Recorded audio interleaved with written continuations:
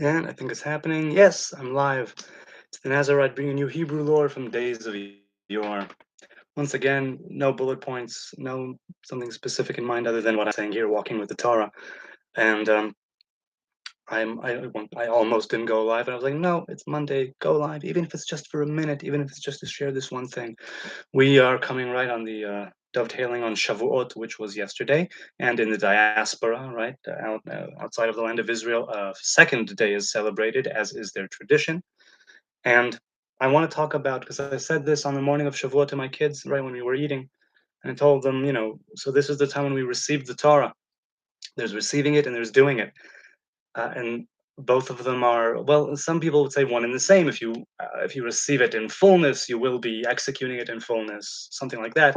It's been my personal experience that it's more vast than one person could do, and this is actually technically true, right? Some commandments are for men and some are for women, some for slaves, some for priests, some for kings, some for prophets, some for Levites, and so on and so forth. You can't have one person completing all the commandments, whether you believe that there are 613 or not. One man or woman alone cannot achieve this.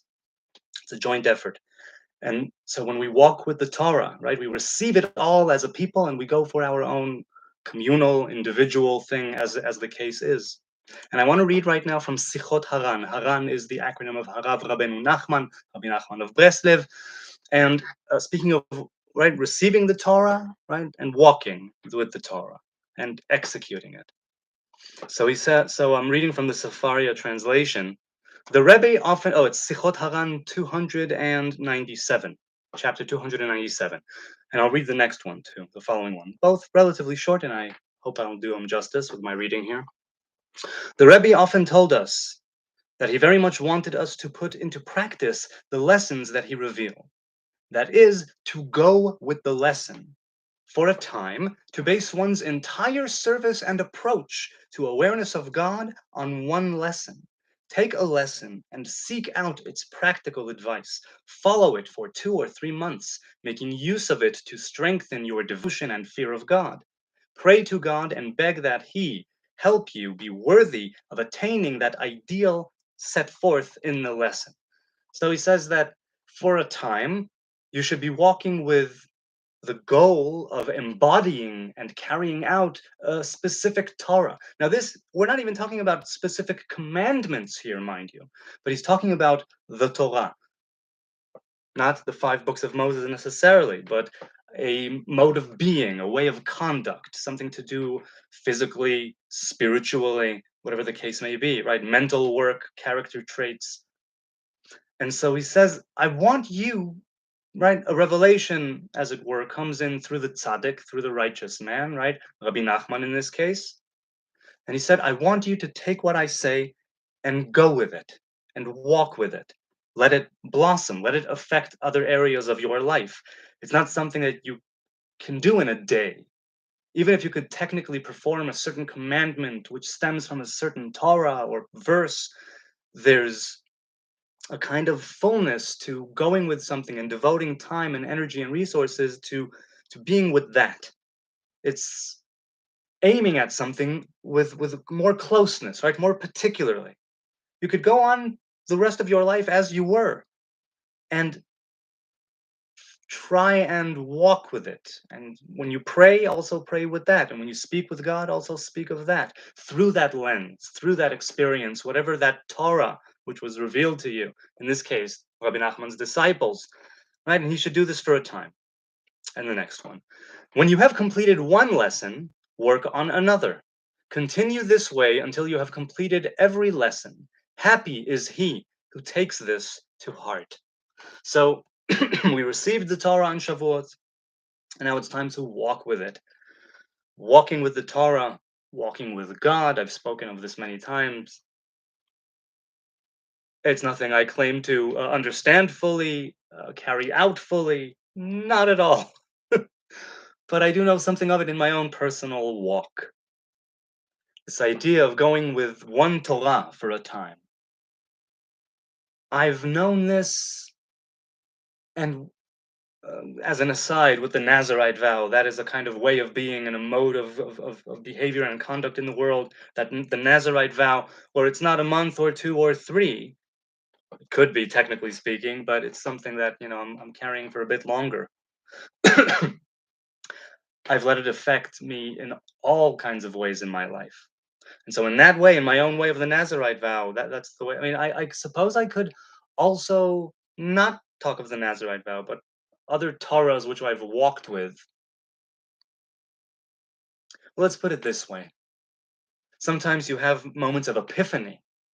Sometimes you partake of a moment, an experience which expands your consciousness for a time. And then you sort of shrink back, if you will, to what you were. But there's an impression that's left of that experience, that consciousness. Something affects you, sometimes like quite viscerally, sometimes it stays in the realm of the intellect and the mind, the spirit, what have you. And you have that initial sort of bang of comprehension or of understanding, and then you need to unpack it. Likewise, when you, let's say, go on an acid trip or a mushroom or right, a journey or ayahuasca journey, and that is what you're meaning to do, right, with proper set and setting and learning and education, enlightenment, consciousness, right, development of consciousness, then you have the experience and then you unpack it over a few months. You reflect, certain things catch your eye, your imagination, your senses are sort of, be it substance induced or not, your senses are suddenly orienting you a little bit differently. The world is revealing itself to you a little bit differently. And he says here, um, happy is he who takes this to heart. Because it means that if you say, should something arouse me, I'm going to devote time and not let other things get in the way. I won't let routine get in the way. Routine is a blessed and good thing, but you also need the time for exploring the unknown.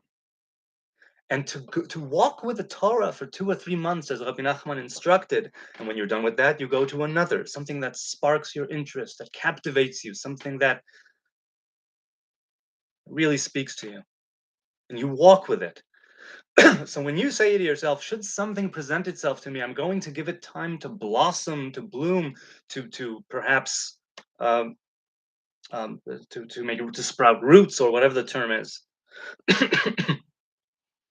You open up to the possibility of, I think, more so than if it was something where you had this understanding and then sort of you came back to your regular life, as it were. You came down from your trip, from your awesome moment, from that experience, and then you're not quite, sometimes you are not quite certain where you're at, because that impression of what had happened is still inside of you, still relatively fresh. Depending on the nature of the experience, its significance, its importance, it could be a few months, a few years, whatever it is. By telling yourself, I'm going to walk with it, something is being presented before me. And it had a build-up, like leading up to this moment.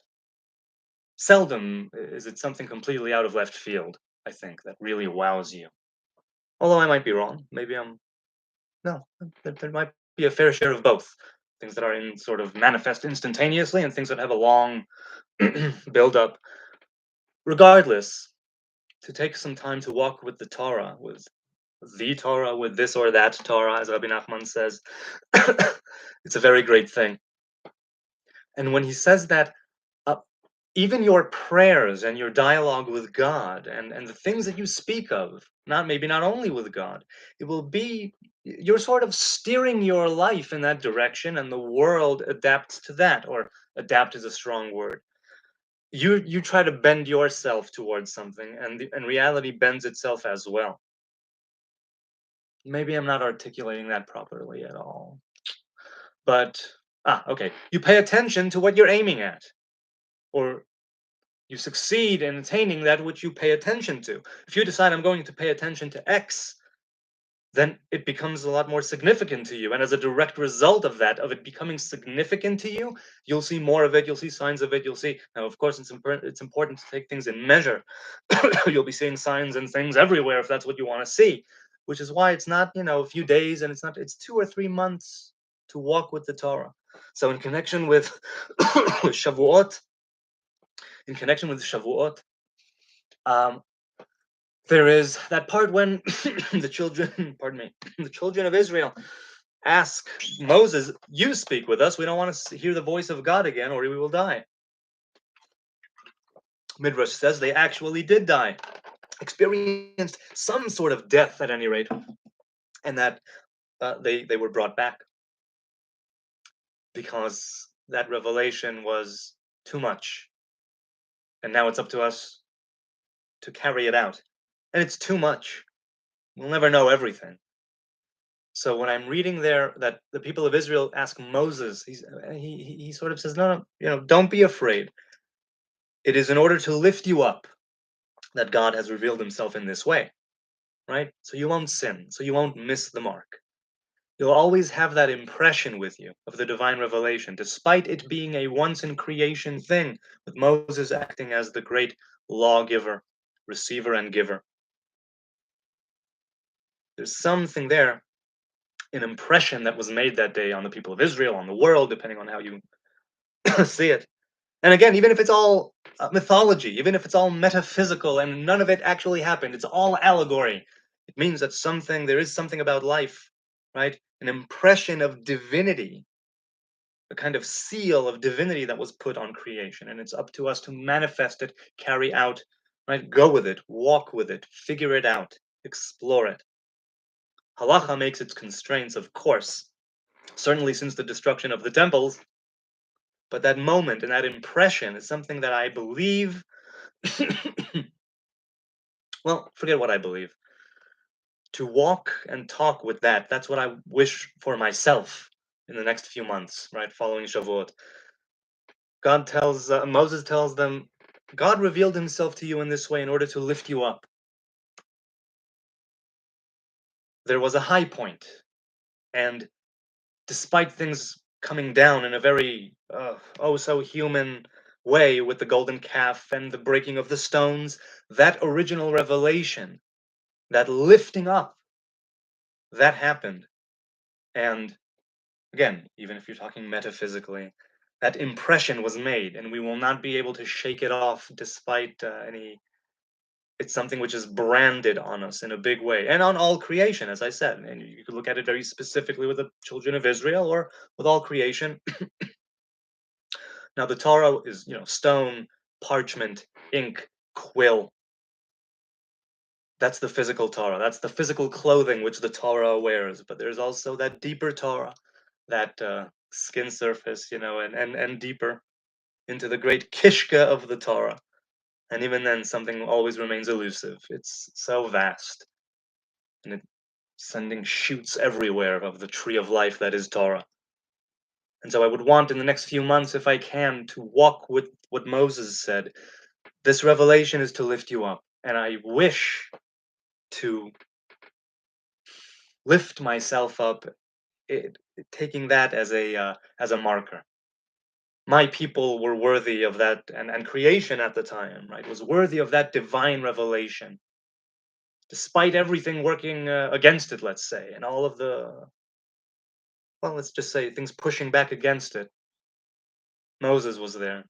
So I would want all of us to channel that inner Moses, to be able to be that bridge, right, between the spiritual and the physical, to be able to receive the Torah and give it by carrying it out, by embodying it.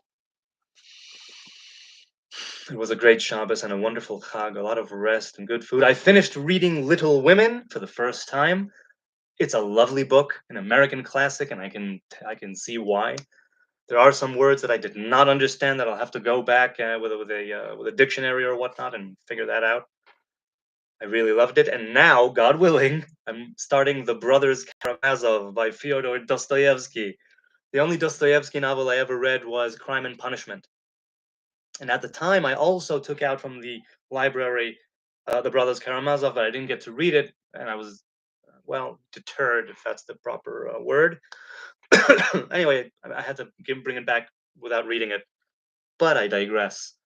I hope we all be able to walk with the Torah, to figure out how God is revealed to us, whether it's through the actual verses and letters of the Torah, or whether it's a more unique and personal divine revelation, a combination of both, my favorite. Whatever the case may be, the things that sparkle before you, that grab your attention, that call to you, that shine before you, those things that that captivate you.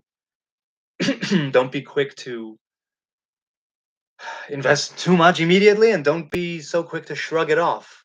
Give it time, walk with it. That's what I would want for all of us. That we will have the wealth and the health and the wellness, the nachas, as they say, right? Serenity in the best possible way, to be able to capture those things which sparkle before us and catch our attention, and that we will be able to have enough of our material wealth in order to facilitate spiritual growth in earnest. That's what I would wish to myself, right? To lift up, to bootstrap out of here, or and simultaneously go right into the nasty, stanky funk of life, to quote Dr. Cornell West, right? The stanky funk of life. Let's see.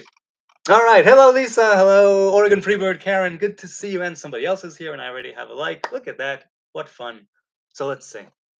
Lisa Freyne, take a spoonful of honey for your cough. It really helps. Yeah, see, being vegan, I don't usually. It's not my go-to. But yes, of course, honey does help, and I do drink it right as a medicine, or take a spoonful of it when I have a sore throat, because it really is medicinal. I don't mind partaking of that. It's the it's this thing that it's the substance which I would say, most on the fence about, if that ever was a thing, and it isn't. But I'm not on the fence. I take it when I need it, and you're absolutely right. I just had chai. uh, I usually drink it black without any kind of milk or cream, vegan milk or cream, of course. And I drink it black, and it was just lovely. Adding honey to that would be grand. I just don't think of it, but that's a good idea, and I should. Greetings from Oregon. Greetings to you, Karen. I just listened to a great teaching on hearing the voice of the dive. I'm assuming you wanted to write divine. Moses spoke to God face to face. Hanoch walked with him. Abraham was his friend. If the divine didn't want us to hear or walk with him, then why is he always saying, listen? So wait, let's see.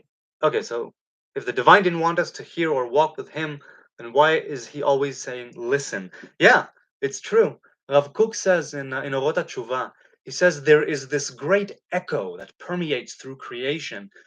And I say it's very much like the primordial Om, that original vibration of the divine revelation of speech at the beginning of Bereshit, that echoes through creation, throughout all of history. And it's begging to be listened to. And the wondrous thing about it is, if you tune yourself and you tool yourself, you're able to hone in on certain frequencies that belong to you. I'm not talking about actual hertz, megahertz, gigahertz frequencies. I'm talking about a frequency. It sounds kind of new agey, but I know that has been the case with me. Now, with me, there's also the childhood and adolescence, and young adulthood of being modern Orthodox, right? Jewish Orthodox. And that undoubtedly, speaking of impressions and imprints and seals, undoubtedly, for better or worse, that has left a great impression on me. Obviously, I'm still holding to many of those teachings, but I believe that thing can happen. Organized religion, and the Jewish religion being a part of that, is only one way to tune yourself and tool yourself. It's the way of my fathers and my fathers before me, right? And of their fathers before them, I mean. So that's the one that I cling to and cleave to, because I see value and meaning in it, not just because it was handed to me. And many other people arrive at this in many other ways: to walk with God, to be his friend, right? To have that revelation of face to face. It's a wondrous thing, how personal it is, in my experience. Can you share that with me, Karen? I'd love to listen to it. Yes, Lisa, I will send it to you in Messenger. Look at that. I love when these little connections happen, as you know. I read The Idiot by Dostoevsky when I was in high school. I don't remember it very well, though. Well, I read Crime and Punishment when I was in film school with a newborn, and I said, "Damn it, I'm not going to go for other types of education. Most likely, I'm here for the screenwriting track. 2 years. I need to educate myself a little. I need to open up to the experience." So at the time, I read Lolita, I read Moby Dick, I read Crime and Punishment, I read some Kafka, I read, oh, more J.D. Salinger. I think. I mean, I sort of, I'm really happy I did, by the way, and I read, thank God, regularly, which is a lot of fun. So I remember Crime and Punishment kind of in sort of uh, not well. I will say what you said. I don't remember it very well, but I remember that I really enjoyed it. And some parts were a little too long for me. But again, my circumstances with a newborn and with school and with work. But I think reading The Brothers Karamazov now, so many years later, in a different situation, it'll be, oh man, that's a huge book. It's huge, and the print is tiny. But I'm gonna hopefully do it. I've read long books in my life, and I don't shy away from a challenge. The thing is, I've been told that in the Brothers Karamazov there are a ton of characters, just a crapload of people, and all the names. I'm thinking with the rate that I read, erratic. Kind of erratic. So I hope I don't get mixed up because the details are important. Okay, I think it's 21 minutes. I believe. I don't know if no one has anything else to say. I think I'm gonna say goodbye. I hope that I was able to make to provide a little bit of value, perhaps, with Sichot Haran 297, chapter 297. Rabbi Nachman was, well, he was something else. I still stick to a lot of different Torahs, let's say, that came to me through Rabbi Nachman and his teachings. Breslev is a Hasidic, right, sect, a Hasidic group, in many ways like other groups in the Orthodox world, but it hit me right here. The moment I started reading Rabbi Nachman's teachings, it just opened up something that has never closed and that I hope never will.